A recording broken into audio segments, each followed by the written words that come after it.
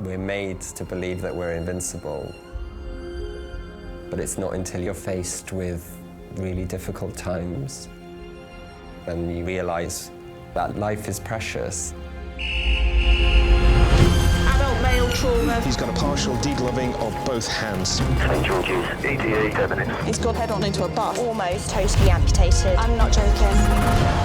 You're always so busy. Well, they're open 24 hours, 7 days a week. St George's, London. Welcome to the madhouse. One of Britain's busiest A&E departments. Right, CT are ready. We need 2 units of ONEG now. OK, this is really time critical. It's our job to look after you and worry about you. That we're going to find out what's going on with you, OK? Thank you. A place where life... Success. Love... She's all right. She's all right. And loss... unfold every single day. Love you. Filmed across one 24-hour period, these are the stories of a nation and its health service. Very beautiful man. I'll never fully understand how people manage to get through one of the worst things they've ever had to deal with in their life. God, I can't believe this has happened. So brave, isn't it? You see people from every single walk of life, and it makes you realise the common threads of humanity far outweigh any differences.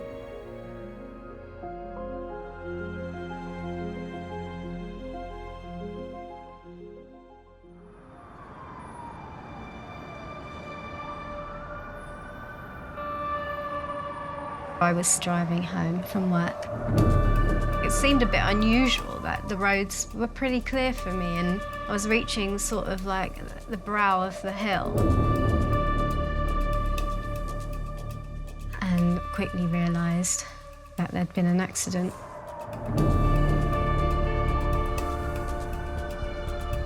All I could see was smoke billowing from the bonnet. And as soon as I saw that it was a silver car, I knew it was my mum's. And everything just stopped. I don't think I could comprehend what was going on. I just dreaded seeing those people part and seeing what was on the other side.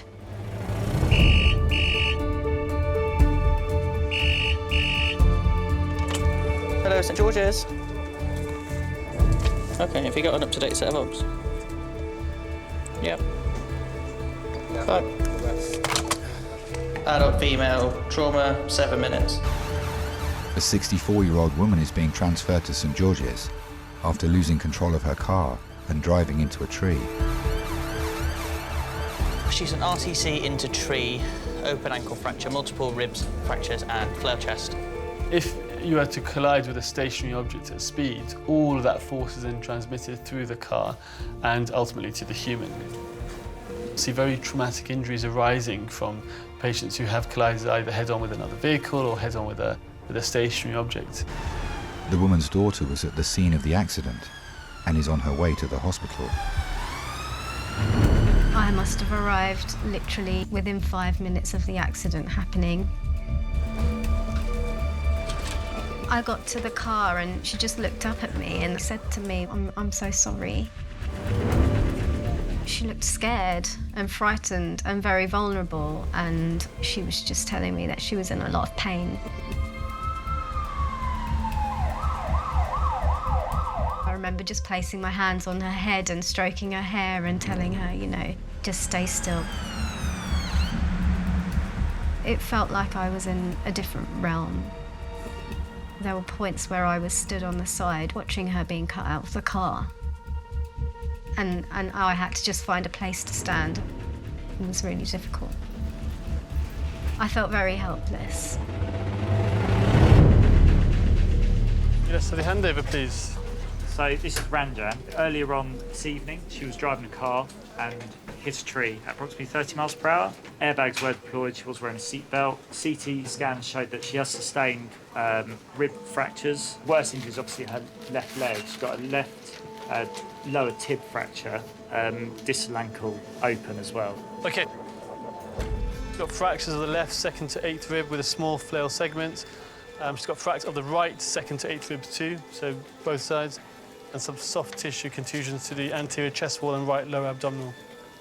Ranjan. Hello, my name is Dr. Handra. You've got quite a nasty break to your ankle. We need to get it in a better position. So a fractured ankle, if it's significantly out of place, may well need to be put back in place in the emergency departments. We worry about the blood supply and the nerve supply to a joint because if that's compromised, it can result in death of the bone and cells around it. That can potentially result in a possible amputation. I felt lost. I felt stranded almost, like my mum's my island. Coping without my mum, it's the hardest thing for me to imagine or think about. She's everything to me.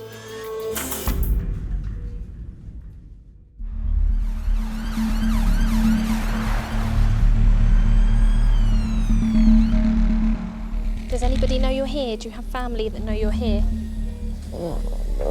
OK, I'll keep an eye out for her, OK? Ranjan has an open ankle fracture that doctors need to urgently realign in order to give her the best chance of walking normally again. So I'm just going to give you a little bit of some medicine that might make you a little bit woozy. You're in safe hands. You've got all the monitoring on. I'm going to fix your ankle. Ranjan, how are you feeling? Yeah, we're ready now. Manipulating a fracture is a complex process. As a result of that, what worries us most is the risk of infection. If the bone was to get infected, then you're at risk of losing that joint completely. Sure. Ranjan, well done. So we're just wrapping the ankle now.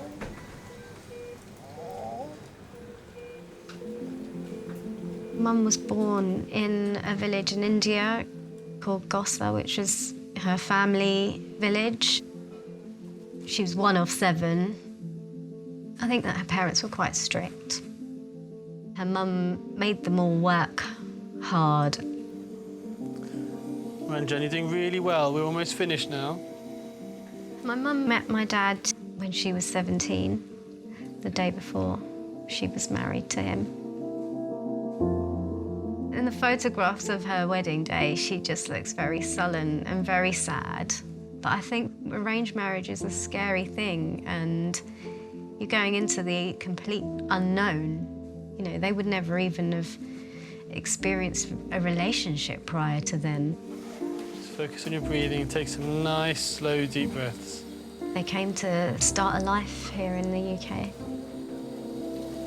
Well done.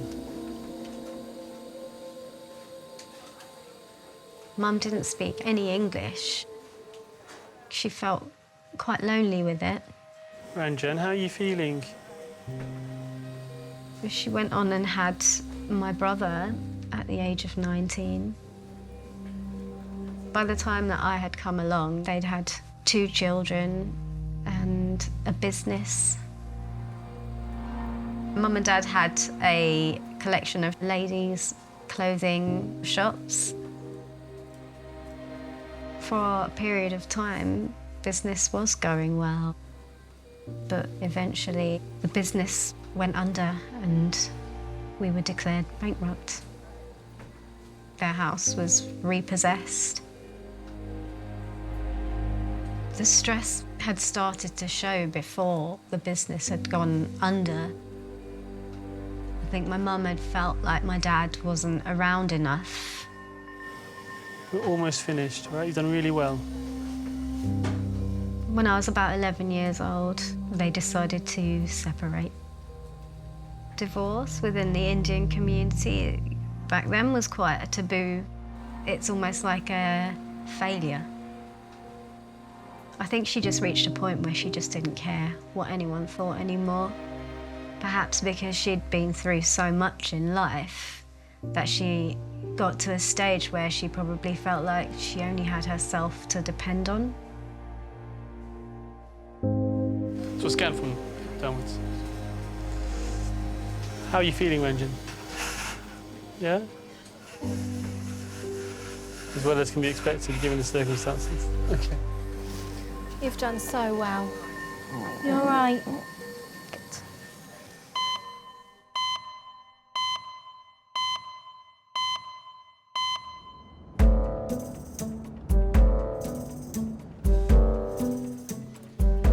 Do you know what I really need right now? Do you know what I could really do with? A little bit of chocolate. Hello, A&E, can I help? Okay, have a little chocolate. And then biscuit. No. Chocolate or biscuit, what do you want? Biscuit. Only one biscuit. Only one biscuit. 4-year-old Scarlett has been brought to A&E by her mum Claire after tripping on an escalator and hurting her ankle. Scarlett likes to do what Scarlett likes to do. She's confident, so that comes naturally to her and nothing really phases her. I think if you're like that in character, then I think you find life a bit easier. Have you got crumbs? Can you just eat it now, please? Growing up, my family was very traditional. Dad was at work and my mum, she was at home looking after me. But I wanted more. Why don't you try writing Scarlett? To me, having a career was really important. But I didn't know how difficult it would be. Mummy, what does this say? Scat. Scat. To me, London was this kind of amazing place full of like buzz and life and, you know, this is where it's happening, so that's kind of what I wanted. Scarlett, Oh, please. that's you. Right.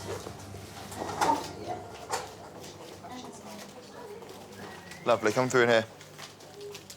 Pop yourself onto the bed. How are you guys? Yeah, we're good, thank you. My name's Owen, I'm one of the doctors. What's happened to you? We're on the escalator going down, and at the bottom, I stepped off, and then she was right behind, but somehow tumbled. Where does it hurt the most? On the back by there. Does it hurt anywhere else? Can I have a little feel of your foot? You're not ticklish, are you? No? I think you're lying to me. I started working full-time after I left university. I was an accountant, and then from there went into financial services in a couple of investment banks. This was 2005. Does that hurt? No. I noticed it was quite male-dominated and difficult at the time because being female, you have to up your game or be a stronger version or more assertive version of yourself than you would naturally be. Let me just stretch your foot a little bit. Tell me when it hurts. There was a small part of me that is aware of that you're female and they talk to you differently from how they might talk to a male colleague. I felt you had to sort of stand up for yourself. Is that okay? One day, we were at drinks and I was talking to a male colleague who was doing the same job as I was doing. Somehow he mentioned what he was paid, and I was horrified because I wasn't earning the same as him. Initially, I was shocked, really shocked. And then I think the next morning, I was angry about it. The more I thought about it, I thought, no, I need to say something. What we should do is x-ray the ankle to Yeah. make sure we're not missing anything. Go this way.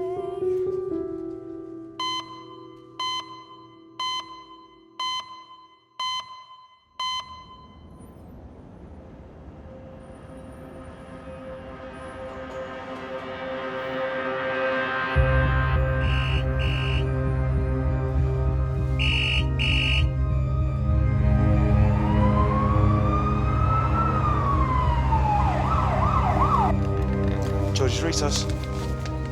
Adult trauma. Go ahead.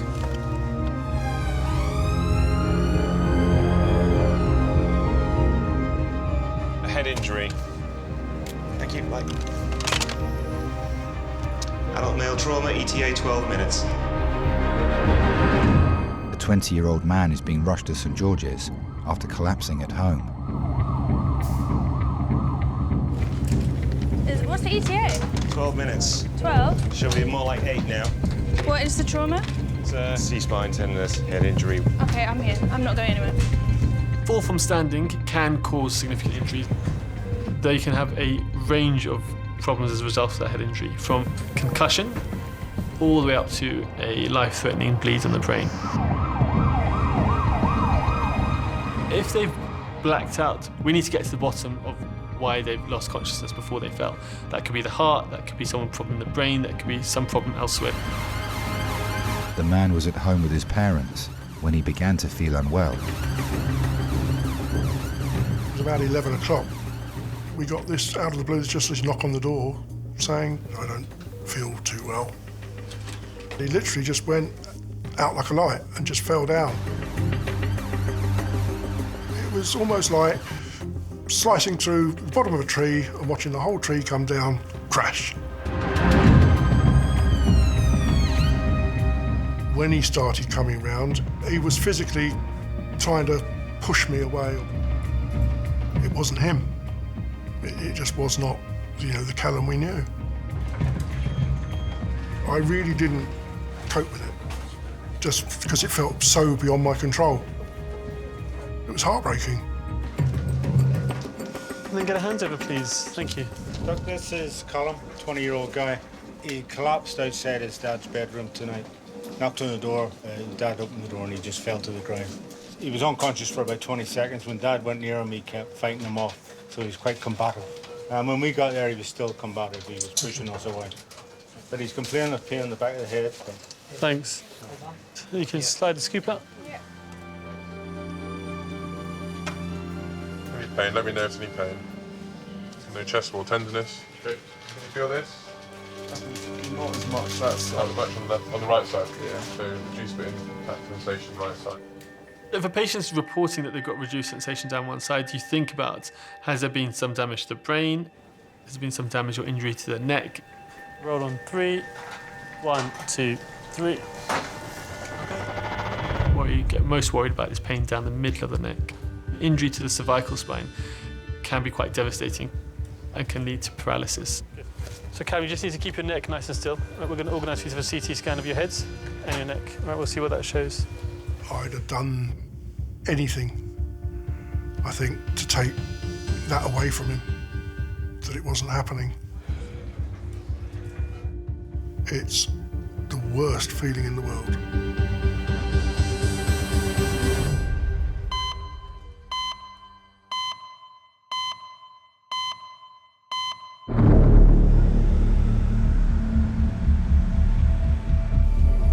Doctors have realigned Ranjan's open ankle fracture in an attempt to restore the blood flow to her foot. Her daughter Jayshri and friend are waiting whilst she's taken for urgent CT scans. I'm just going CT.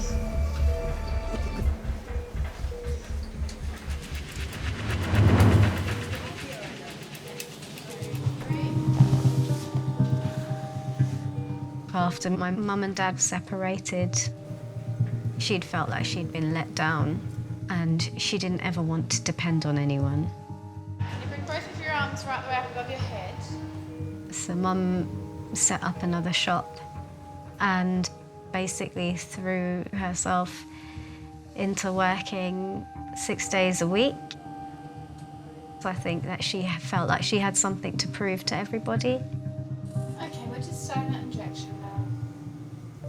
I do understand why she worked as hard as what she did. The fear of not having money to survive with 3 children, she didn't have a choice. Breathe in and hold your breath. I envied friends that had their mums to come home to from school, or parents to drop them off and pick them up. from places. We were very much left to our own devices, but Mum needed to do what she did in order to keep a roof over our heads. I think that the separation had an effect on my brother. Not having had the stable figures in the house didn't really help them to maybe take the right directions in life.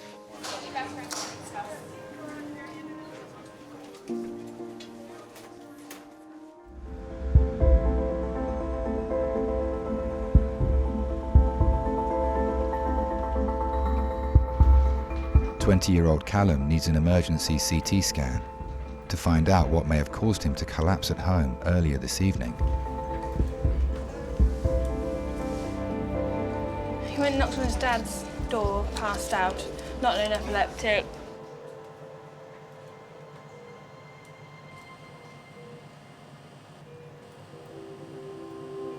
Well, I started work in the department store called Bentel's, 1977, and Carol was already working there. There was a group of us which used to go out for a drink after work, and Carol and I just got chatting. Breathe in and hold your breath.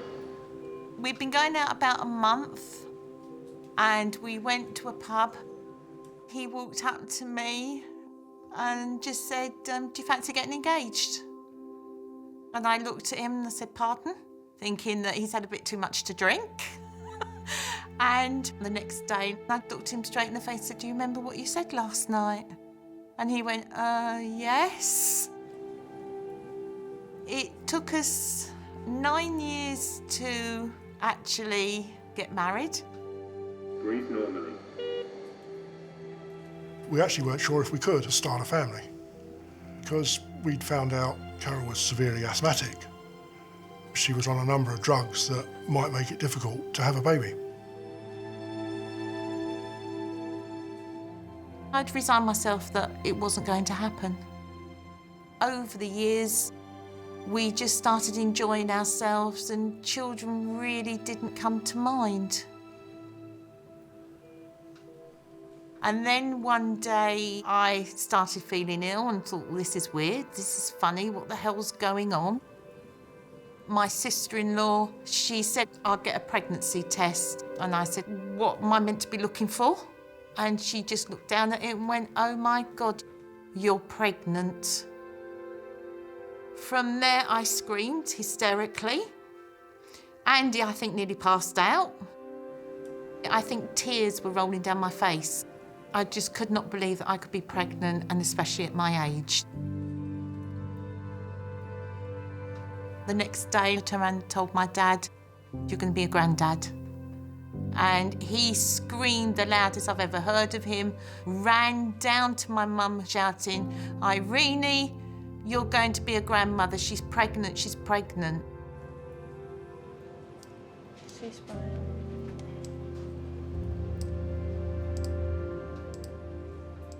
I had a good pregnancy up to, I would say, possibly August.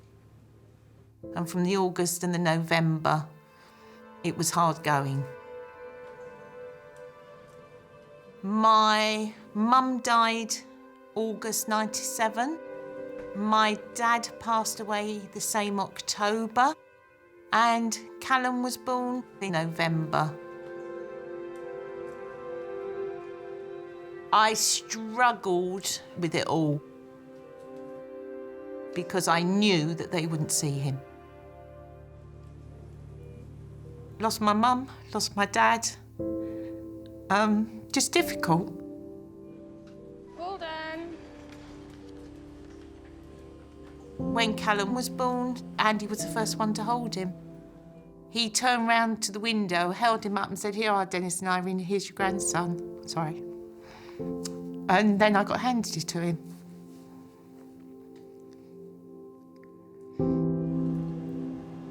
So we just need to keep you flat with a collar on until we get the results? When everybody had gone home and he was in the cot next to me, I just looked at him and thought, oh my God, you look like my family. and we were our family unit. I honestly feel that he was put here for a reason. Maybe my mum and dad thought she needs something to get her over this.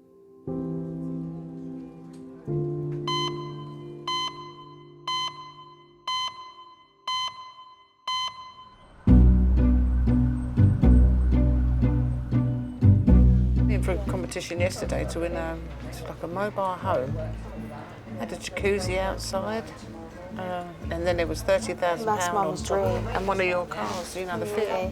Mum's thing was her and Dad were going to buy the motorhome and then go around what Val's done. Yeah, yeah. I'd love to be able to buy that for Mum. Yeah. If I won the lottery, that's what I'd buy her, 100%.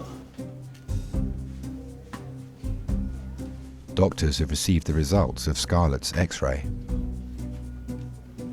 And they can see your bones, just make sure they're not broken. Okay? And then when that's happened, maybe then we can go home.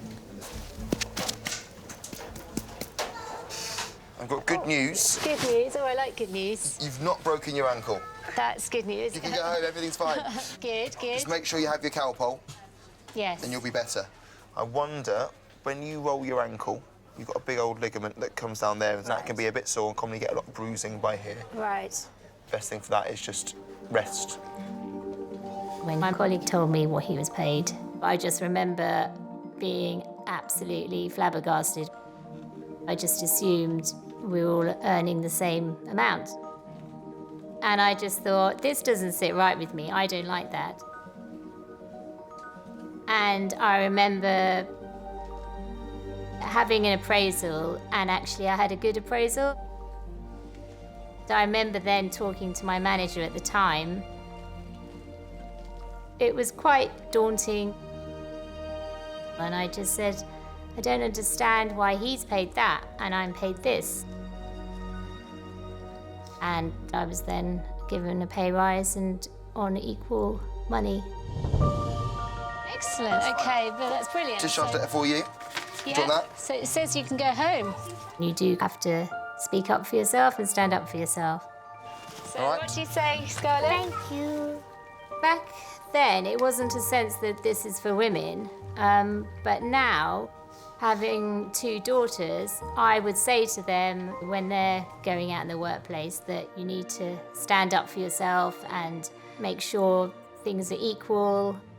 And if you're not happy about something, then you need to speak up about it.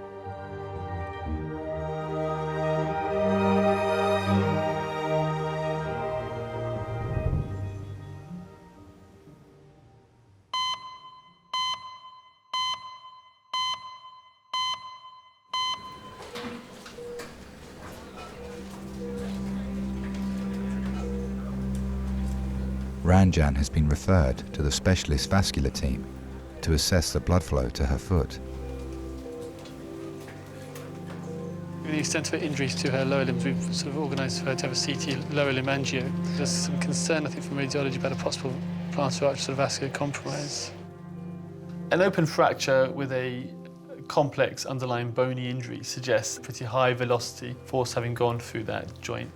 There's a greater risk of damage to either the nerve or the blood supply to the area. We ask our vascular specialists to come down to ensure that they're happy that the vascular supply to the foot is intact, because these injuries can be quite significant. They can be potentially life-changing if we get it wrong. That's very kind. Thank you very much. Bye. Brandon, I'll just bring your daughter through. She's here. Yeah? Okay. Do you want to come through?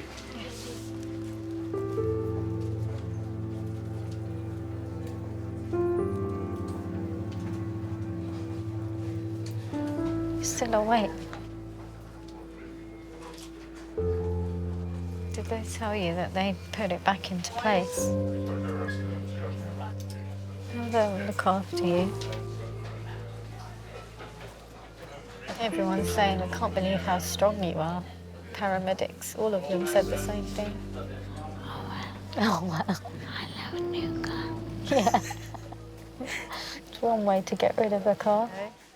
Hello, my name's Miss Stenson. I'm one of the vascular surgeons. The reason that Faisal asked me to come and see you was on the CT scan that you've had. The blood flow down to your feet is there. It looks as though it's been bashed around a little bit by the broken bone. Can you feel me touching you there? That's good, well done. And can you feel me touching you there? Super, that's great. Mum has been through so much in life. 4 years ago, I remember being at my boyfriend's having lunch out in the garden and receiving a phone call, and it was my mum. And she was struggling to talk. I said, "What's wrong?" And she just said my brother's name. And I knew it was bad then. And then it transpired that he was the driver of a car that he lost control of. Not so bad. I received a phone call from the police to let me know that there had been a passenger in the car and that she had died.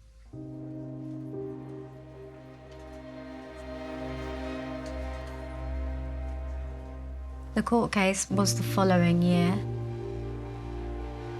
It was difficult to see my brother in the dock under those circumstances, and also to be sat with a family that had lost someone that they loved.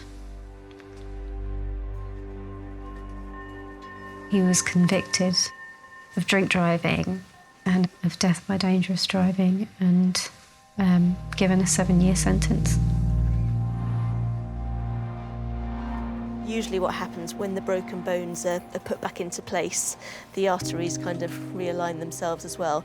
So if there are any concerns further down the line, I can always come back and see you. But I don't think we need to add to your list at the moment. All right. Aww. Following the accident and then the trial, there's been a period of trying to just adjust to some sort of normality. And it's taken some time to find some peace again. I'm so sorry you're here. It's very nice to meet you. I know. And I wish you all the best for your recovery. You're very brave. She is. Amazing, eh? I can't imagine what it's felt like for my mum to see, you know, her youngest son go through something so difficult, and also the shame and the guilt of what's happened. Can't help me, is it like? Be boring otherwise. I think seeing my mum go through the adversities that she has gone through, but I certainly do admire her strength and her courage to face everything. We have to make you a room downstairs, haven't we now?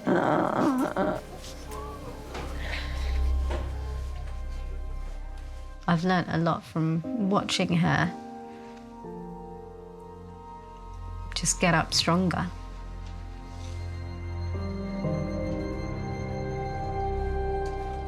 Ranjan will be taken to a ward ahead of emergency surgery.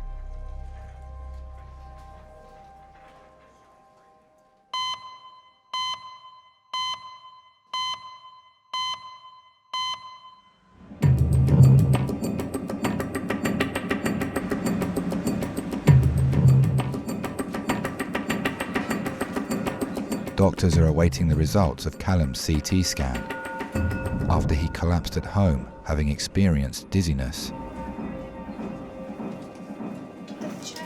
Hello, mate. You all right? How are you doing? I didn't want to scare you guys. So do we need to find out what happens if this happens again? What do we do if this happens No, again? yeah, we do. The room is still spinning like a washing machine. Is it? Just gonna shine this little light in your eyes. Yep. Sorry. Just look at my nose. Whoa. Yeah, sorry. That made that dizzy. Before Callum was born, I suffered a bit from depression and anxiety. I just found that I wasn't coping very well with highly stressful situations and new things. And at work, they were getting rid of a lot of people. And then they offered me redundancy. Right, close your eyes and relax.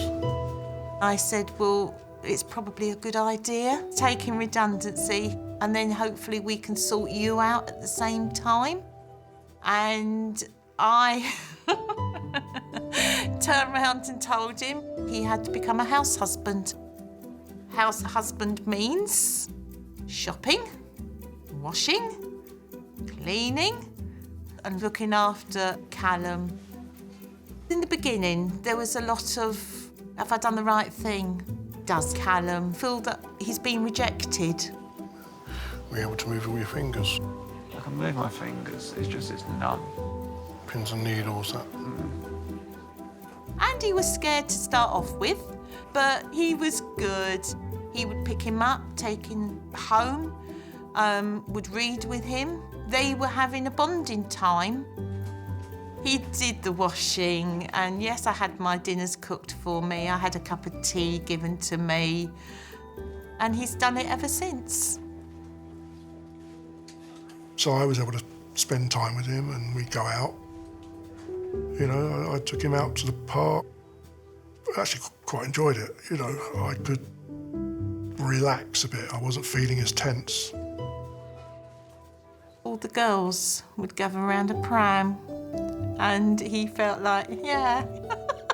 And you just think, OK, yeah, that's a bloke thing. I've got a pram, I've got a baby. Come on, girls. Still numb, but it's not as numb. What, your right-hand side? Callum and Andy had a great relationship. They had the same interests, especially trains for some reason.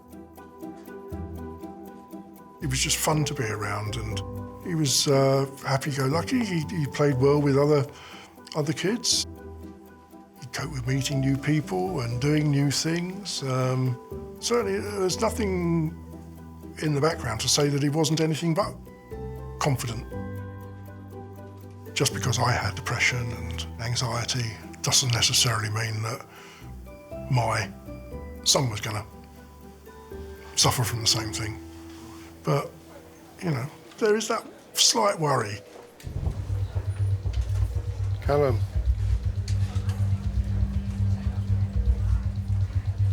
Callum. Callum? Can you hear me, Callum? Can you hear me? Callum? Sorry to trouble you, but he keeps zoning out. 1 minute we're talking to him and then he goes completely blank. Right. Well, I think we'll have a chat with our neurologist, our specialist here, to get their thoughts. OK, thank you.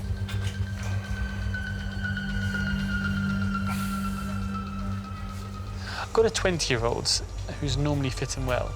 He has basically been complaining of what sounds like vertiginous type symptoms. Medicine's not as much of a science as we perhaps think it is, and that they're not always those definite answers that you'll get to in that very defined period of time that you have. He just goes almost absent.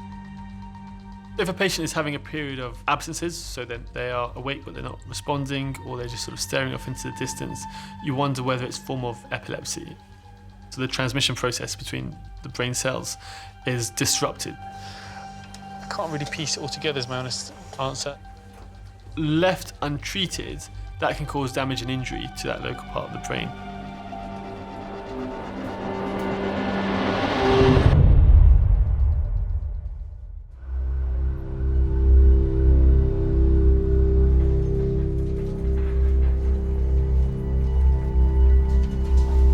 Callum has been suffering from seizure-like symptoms since arriving in resus.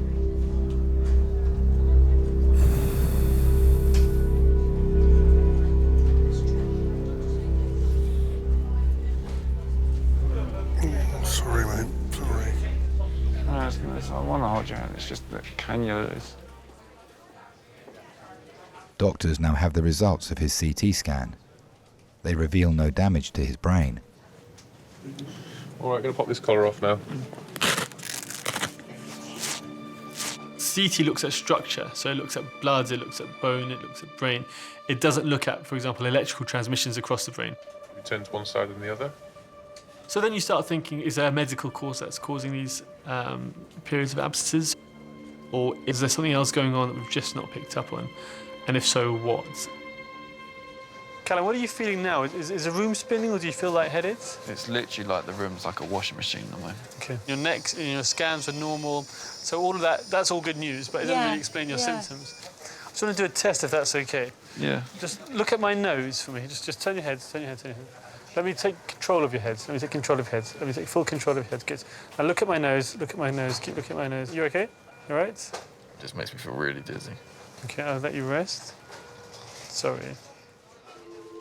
I knew he was worried about his exams, and I think that's started to cause the stress.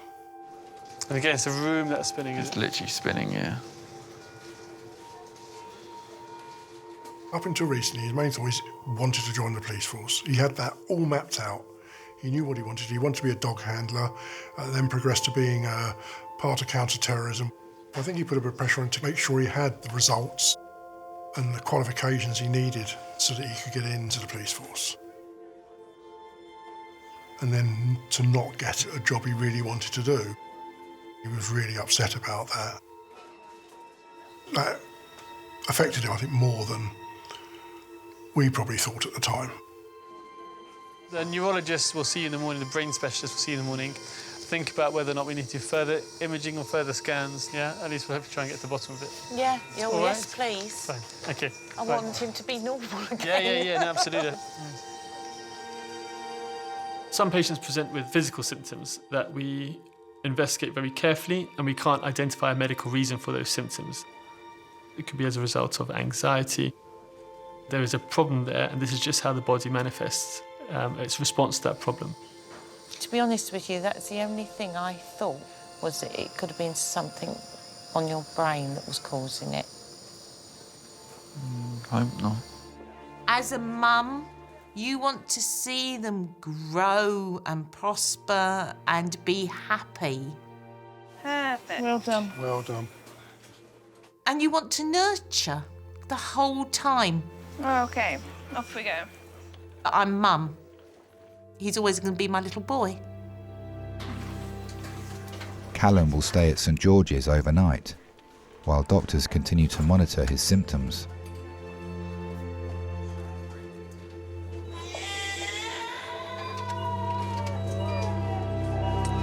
Get palpitations when I hear that cry. So I get palpitations when I hear that. No, it's your turn to feed. And I think as now a father to 3 daughters, I'm probably more acutely aware of bringing up kids who have the tools of dealing with difficulties in life. There's a lot going on in life as you grow up.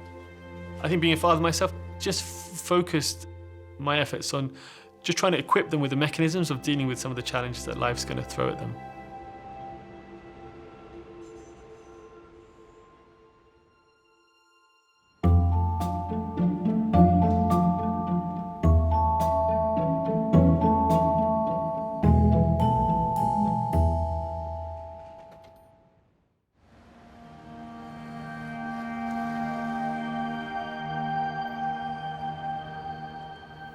In the end, they said it was what they call non-epileptic attack disorder. It's a very mysterious condition. Basically, it's how your body copes with stress and anxiety. I was in a very, very dark, low place a couple of months ago. He was very good at hiding it. He just put such a face on it that it came as a bit of a shock to us. That was the most frightening period in my life where I thought, oh, God, this is serious. But we talked.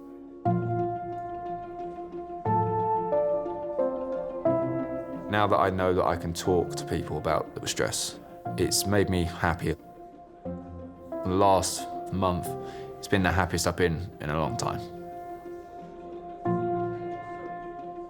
It's made me see a better side of life.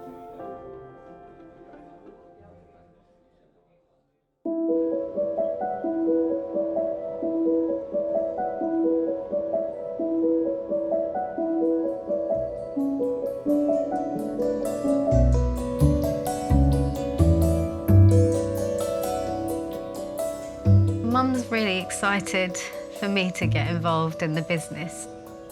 I think she may come back here and there, but since the accident, she's had a painful recovery, so I think she's ready to hand over now.